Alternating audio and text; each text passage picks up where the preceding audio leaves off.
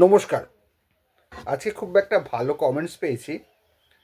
সিদ্ধার্থ শর্মা তিনি বলছেন, with due respect, it's my personal opinion that you are a little biased towards landlords. ভালো কমেন্টসটা করলো, ভালো লাগলো। যার যেটা মনের কথা লিখতেই পারেন, কোনো অসুবিধা, আমি বলেও দিয়েছি, সেই লিবার্টিও দিয়েছি, আপনি ক্রিটিসাইজ করতেই পারেন, করবেনও। আপনাদের যেটা পছন্দ হবে সেটাও বলবেন, যেটা পছন্দ হবে না সেটাও বলবেন, বা কোনো দোষ ত্রুটি থাকলে সেটাও বলবেন। শুধুমাত্র ভাষাটা ভদ্র হওয়া চাই, এটাই আমার একমাত্র ডিমান্ড। যাই হোক, উনি বলেছেন। তা একটা কথা আমি বলে দিই, দেখুন, মানুষ মাত্রই বায়াসড হবেই। কারণ এক একজনের বুদ্ধিতে এক একটা জিনিস ঠিক, আবার এক একজনের বুদ্ধিতে আরেকটা জিনিস সেটা ঠিক নয়। একমাত্র এআই হলে সেটা বায়াসড হয় না, কারণ সেটা আর্টিফিশিয়াল।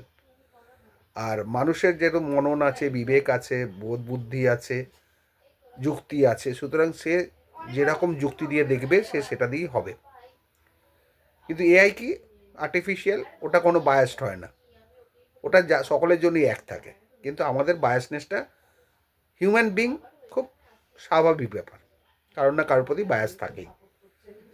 কিন্তু একটা জিনিস দেখুন, গভর্নমেন্ট আইনটা পাস করেছে, West Bengal premises tenancy act 1956, সেইটা কিন্তু বায়াসড ছিল টেন্টদের প্রতি। আর এই 1997 WPT অ্যাক্টটা কিছুটা বায়াসড হচ্ছে ল্যান্ডলর্ডদের প্রতি। সুতরাং দুটোই মিলে গেল।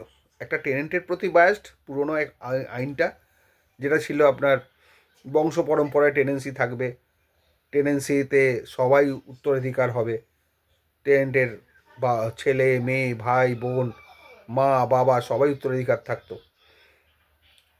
আর বর্তমানে যে টেনেন্সি একটা ল্যান্ডলর্ডদের প্রতি বায়াসড, সেটাকে টেনেন্সিটাকে হেরিডিটারিটাকে কেটে দিল, কাটেল করে দিল। সেটা শুধুমাত্র হলো টেনেন্ট মারা গেলে তার ওয়াইফ লাইফ লং টেনেন্সি রেসিডেন্সিয়ালের ক্ষেত্রে, এবং ছেলেমেয়েরা 5 বছর। আবার কমার্শিয়ালের ক্ষেত্রে ছেলেমেয়েরা 5 বছর, ওয়াইফের কোনো টেনেন্সি রাইট নেই after 5 years of the death of the original tenant. এইটা হচ্ছে মেন বক্তব্য। সুতরাং এটা দেখা যাচ্ছে যে এখানে বায়াসনেসটা, আইনটাতেই মধ্যে বায়াসনেসটা আছে।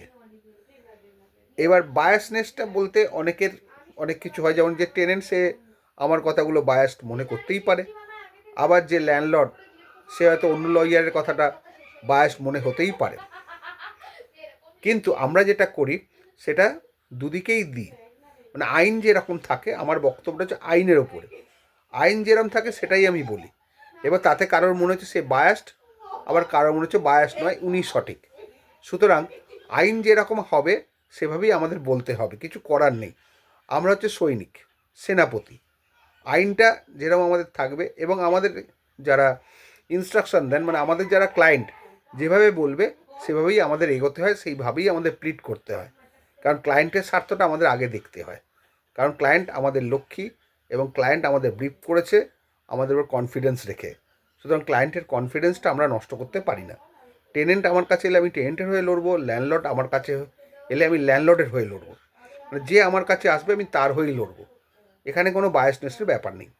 অনেক টেনেন্টকে এসছেন আমার কাছে, তাদেরকে একদম নিশ্চিত হার থেকে বাঁচিয়ে দিয়েছে, তারা দুহাত তুলে আশীর্বাদ করেছে, ফিস তো দিয়েইছে, ইন অ্যাডিশন আশীর্বাদও করেছে।